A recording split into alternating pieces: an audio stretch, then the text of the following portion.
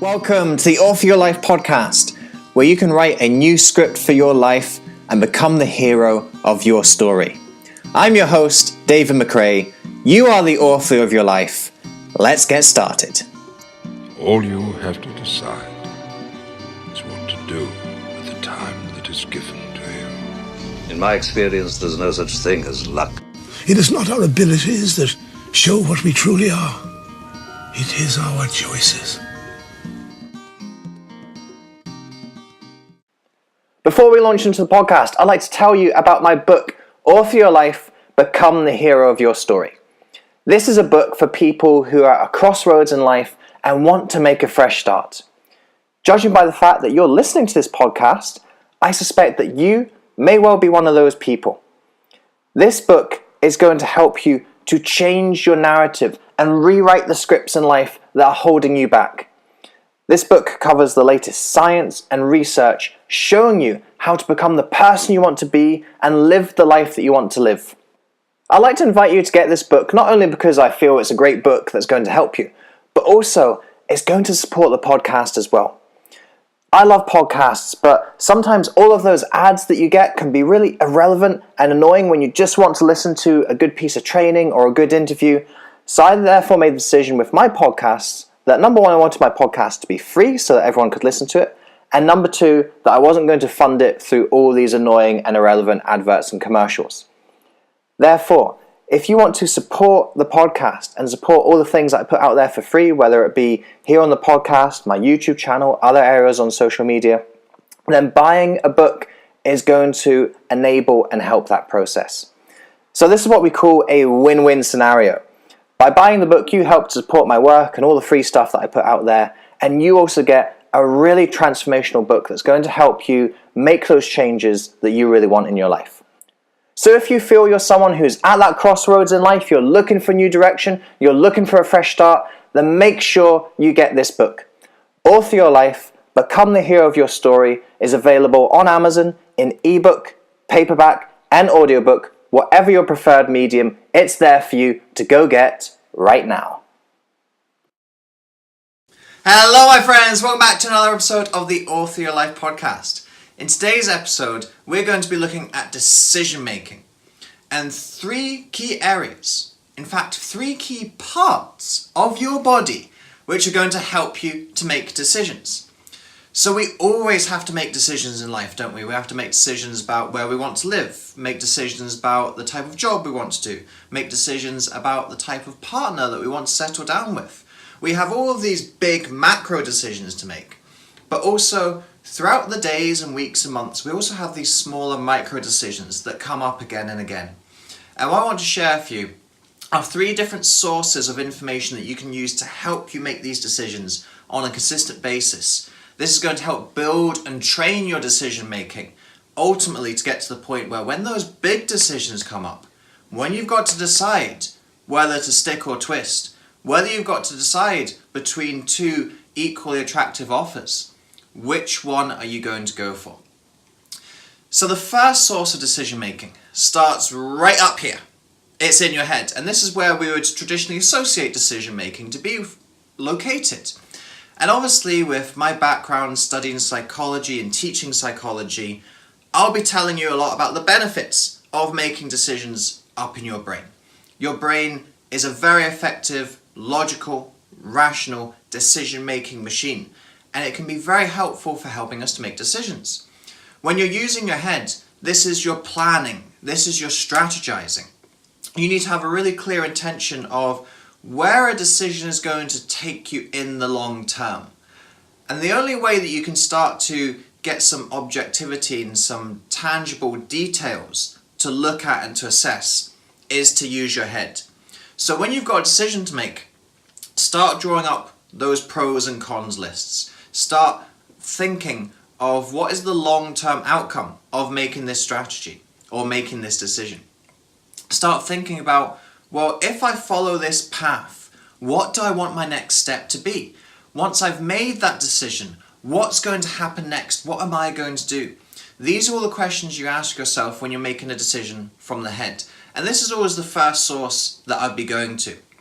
For me, I have a little bit of a bias towards using my head, a little bit of a bias to trusting in my psychology. And I think this is the first place that all of us should go. So get your planning, get your strategy, get your pros and cons list. And sometimes just when you draw that up and you start to see some tangible information on the page, the decision becomes very obvious to you. So that's the first source of decision making, is up here in our head. Our second source of decision making moves further down our body and into here, into the heart. Now, when I'm talking about the heart, I'm talking about emotion. And yes, I know from a psychological point of view, technically emotion is also processed and recognized in the brain and in the head. But I think when we think about emotions and also feeling emotions, we do get drawn into here, particularly with powerful positive emotions. When we talk about love, when we talk about gratitude, when we talk about excitement, we don't feel that up here. We feel that in here. And I think we feel this in here because the heart is also a powerful guiding force in our lives. If you've ever attended one of my seminars, you know that sometimes I do a gratitude meditation, which is all about going into the heart and finding the power of your heart to make decisions. This is why we talk about following your heart. The expression for that comes because so often our heart knows emotionally what is right for us. So if you've ever been in the scenario where you weren't quite sure what to do, but something in here spoke to you and you felt guided to follow something, not because of your head, but because of your heart. And in fact, sometimes maybe your heart was in direct contradiction to your head. Following your heart made no logical or rational sense. No plan or strategy or pros and cons list would ever push you down that path. But something in your heart told you to do it. And ultimately, you were guided towards something that was right. This is something that I tune into and pay attention to a lot, particularly for a positive emotion. If I start thinking of something and a very powerful positive emotion starts to come in, I start to get excited, enthusiastic, I'm feeling intense love or connection, then I know that's a decision that I should go down. And I've made correct decisions based on following my heart that logically didn't really make any sense. I'll give you one example. When I was writing my most recent book, Author Your Life, Become the Hero of Your Story, I had no intention to go on a book tour with the book. I was planning on doing some local events, some digital marketing to promote it. But around about 6 to 9 months before the book was due to be released, I got this excitement in my heart. I started thinking about how cool it would be to take this book around different cities, to share the story, to create this narrative and connect people using this theme and using the release of the book. Now, in terms of the head, in terms of logic and planning, going on a book tour made no sense. And even after the fact, even though it was a successful book tour, it still made no sense. Financially, it didn't make any sense. I lost money on the book tour. I didn't make a profit. I had to pay to go on book tour. But in terms of the long-term benefits that came out of it, there was a lot of intangible things that came out of that book tour. Intangible things that a logical, rational plan wouldn't necessarily have picked up. When I got that excitement and passion in my heart, I followed that, even though it didn't necessarily make the most logical sense. And I would deem that decision to be the correct one. I deem that decision to be a hugely successful one, but my head would have never seen that at the time. So this is the second source of decision making, is to follow the heart. Follow the emotion, particularly positive emotions. If you get excited, if you get passionate, if you get enthusiastic about something, go do that thing. Pursue it, follow it. That's your heart telling you the direction you're supposed to go in. Now, the third source of decision making is going down our body once again, and it's going right into our gut. We talk about having a gut feeling. Well, science is starting to catch up a little bit on why this gut feeling might actually come about. Did you know that your intestines have the second largest source of neurons in your body after the brain?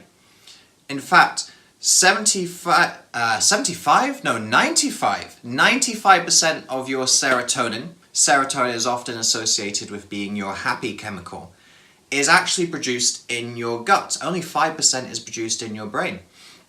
So our gut has a lot more to do with who we are and the way that we feel and the way that we think than perhaps we first give it credit for.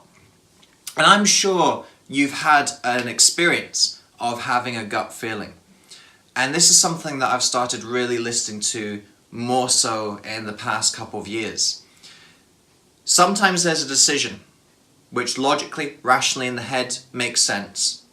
Emotionally, you perhaps even feel good about it. There's some excitement, there's some passion in there. But all the way deep down in your gut, you know that something isn't quite right. And I think we have to pay real attention, particularly when our gut tells us that something isn't quite right. I know every single time I've had a gut feeling that a person wasn't trustworthy, or a decision wasn't the right one to make, or a circumstance looked a little bit iffy and odd, and I've ignored that gut feeling, I've ended up regretting ignoring that feeling. I found out that that person was untrustworthy, that that decision wasn't the right one to make, that there was something odd about that circumstance. So we have to pay real attention when that third source is speaking to us. Now I find it doesn't work quite so well, at least for me, the other way around. If I have a positive feeling about something, that doesn't necessarily show that it's the right decision. But I know every time I've had a bad gut feeling about something, it's been right. And too often I haven't listened to that feeling. So now I take real attention when I've done the head work, I've done the planning, I've done the forward progression, the ideas, the details. I've listened to the emotions surrounding it, and perhaps I'm even feeling some good, positive emotions around something. I take that third opportunity to just check in with the gut and see if there's something that just doesn't feel quite right to me. So this is a process that you can work through when you're making all of your decisions in life. Those little decisions that we make day to day, week to week, month to month, and eventually when you get to those big decisions, those difficult decisions, work through this process. Start with the head, get the details out on page, do the planning, do the target setting, do the pros and cons, check in with how you feel emotionally about different situations or different decisions. Which one excites you more? Which one are you more passionate about? Which one feels like a happier, more fulfilling course for you? And then finally take that opportunity to check in with the gut and see, is there something that feels really not right about one of these choices that I could make? So folks, I hope you've enjoyed this episode today. I hope you'll continue to join us in the future for more information. But until then, remember that you are the author of your life. You hold the pen and you can write whatever script you want for yourself. I'll speak to you soon. David. Thank you so much for listening to this episode. If you enjoyed this episode, I'd appreciate it hugely if you could head over to iTunes and leave a rating and review for the podcast. With your review, please be as honest and detailed as you can be. Because with honest and detailed feedback, that helps me to adapt and grow this podcast to most serve you, the listener. Also, if you enjoyed this episode, then make sure you subscribe to the podcast. That way you aren't going to miss any of the future episodes that we've got lined up for you. Until next time, remember that you are the author of your life. You hold the pen, and you can write whatever script you want for yourself. So go out today and write yourself a beautiful story.